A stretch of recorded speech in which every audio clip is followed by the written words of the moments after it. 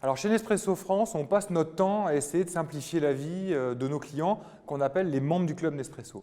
Mais je vais essayer d'illustrer par quelques exemples. Je trouve qu'on a assez bien intégré la technologie, notamment pour pouvoir simplifier la vie des clients.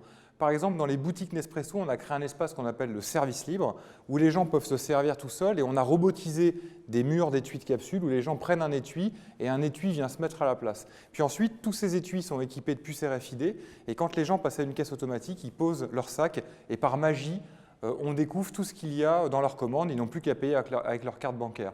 C'est vraiment quelque chose de très intéressant parce que ça simplifie la vie des clients et en même temps, la technologie crée une valeur émotionnelle. Et chez Nespresso, on essaie toujours d'allier une valeur ajoutée fonctionnelle et toujours une valeur ajoutée émotionnelle.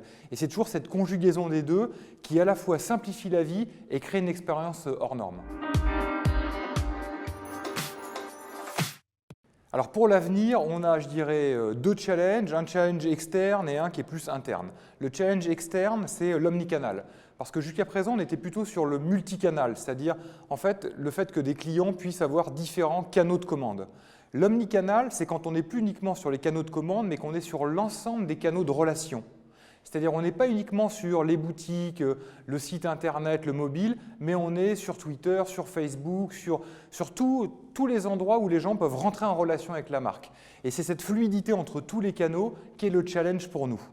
Maintenant, le challenge interne, c'est qu'il faut que l'ensemble des équipes puissent travailler de manière extrêmement fluide et transverse pour pouvoir donner cette relation client fluide.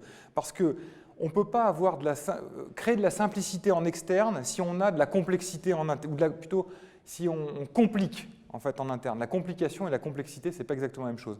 Gérer de la complexité, c'est une chose, gérer de la complication, c'en est une autre. Donc travailler sur une gestion très simple, fluide, efficace en interne crée nécessairement la symétrie en externe.